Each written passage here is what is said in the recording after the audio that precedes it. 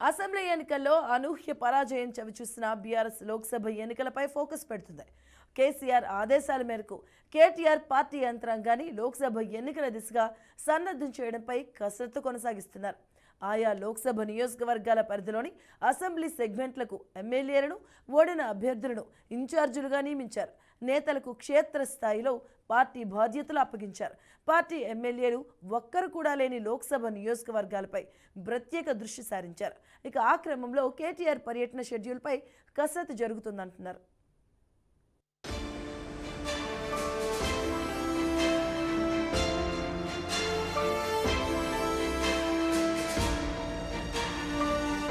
లోక్సభ ఎన్నికలకు సన్నాహాలు ప్రారంభించిన భారత్ రాష్ట్ర సమితి క్షేత్రస్థాయిలో పార్టీ బాధ్యతల అప్పగింతపై దృష్టి సారించింది.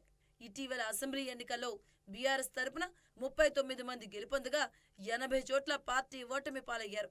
పార్టీ ఎమ్మెల్యేలు ఉన్న చోట్ల వారికే లోక్సభ ఎన్నికల బాధ్యతలు అప్పగించింది బీఆర్ఎస్. అలాగే పార్టీ ఓటమి పాలైన నియోజకవర్గాల్లో లోక్సభ ఎన్నికల దిశగా పార్టీ యంత్రాంగాన్ని సన్నద్ధం చేసే బాధ్యతను ఓడిన అభ్యర్థులకే అప్పగించింది.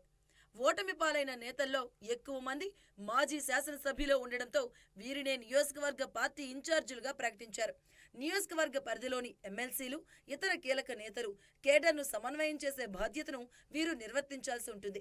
ఏ లోక్సభ నియోజకవర్గానికి ఎవరు అభ్యర్థి అనే అంశంతో సంబంధం లేకుండా నియోజకవర్గాల వారీగా ముఖ్య నేతలు, కేడర్తో సమావేశాలు ఏర్పాటు చేయాలని party working president KTR BRS ఎమ్మెల్యేలతో పాటు నియోజకవర్గ ఇన్ఛార్జీలను ఇప్పటికే ఆదేశించారు.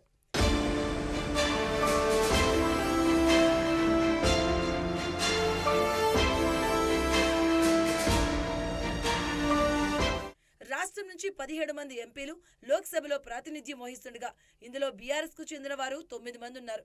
వీరంతా ఎన్నికల సన్నాహక సమావేశాలకు అందుబాటులో ఉండాలని తుంటి ఎముక శస్త్రచికిత్స అనంతరం కోలుకుంటున్న పార్టీ అధినేత కేసీఆర్ 10 రోజుల క్రితమే ఆదేశించారట. అయితే వైద్యుల సూచన నేపథ్యంలో ఈ భేటీలు వాయిదా పడినట్లు తెలుస్తుంది.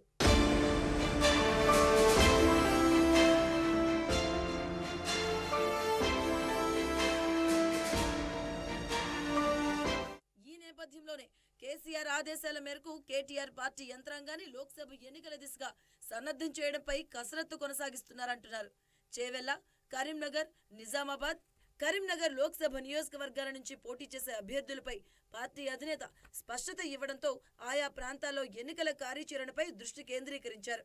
సిట్టింగ్ ఎంపీ రంజిత్ రెడ్డి ప్రాతినిధ్యం వహిస్తున్న చేవెళ్ల లోక్సభ సెగ్మెంట్ పరిధిలోని పార్టీ ఎమ్మెల్యేలు, ఇన్ఛార్జీలతో ఇప్పటికే సమన్వయ సమావేశం నిర్వహించారు.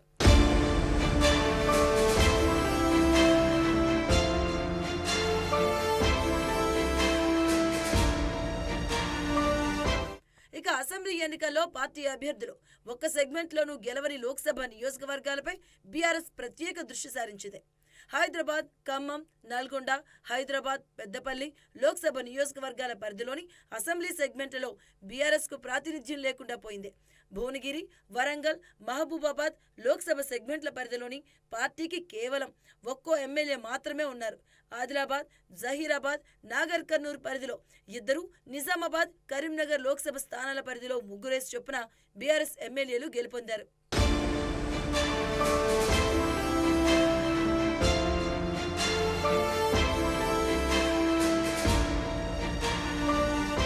ఆయా లోక్సభ సెగ్మెంట్ల పరిధిలో బీఆర్ఎస్ తరపున గెలిచిన ఓటమి పాలైన అభ్యర్థులకు వచ్చిన ఓట్ల పరంగా ప్లస్లు, మైనస్లు, ఓటింగ్ సరళిపై ప్రభావం చూపించిన అంశాలు, పార్టీ యంత్రాంగం పరిస్థితిపై ఇప్పటికే పోస్టుమార్టం జరిగింది. ఆ క్రమంలో లోక్సభ ఎన్నికల షెడ్యూల్ వెలువడేలోగా ఈ లోక్సభ సెగ్మెంట్ల పరిధిలో పార్టీ యంత్రాంగాన్ని ఏకతాటిపైకి తెచ్చేందుకు అవసరమైన కార్యాచరణపై బీఆర్ఎస్ దృష్టి సారించింది. మరోవైపు అసెంబ్లీ ఎన్నికల్లో ఓటమి పాలైన నియోజకవర్గాల్లో కేటీఆర్ పర్యటనకు సంబంధించిన షెడ్యూల్ పైన కసరత్తు జరుగుతుందట.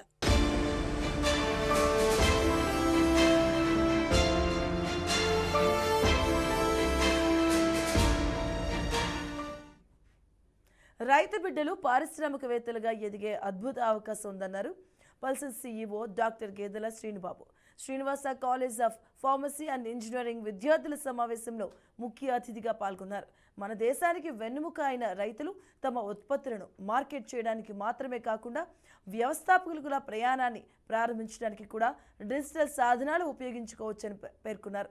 ప్రస్తుతం అగ్రికల్చర్ బిజినెస్ అభివృద్ధి చెందుతుందని, వ్యవసాయంలో డిజిటల్ మార్కెటింగ్కు ఆవశ్యకత ఎంతో ఉందని, ఇక ఈ రంగంలో ఉన్న అద్భుత అవకాశాలను వివరించారు. ఇక పల్సర్ CEO డాక్టర్ గేదెల శ్రీనిబాబు.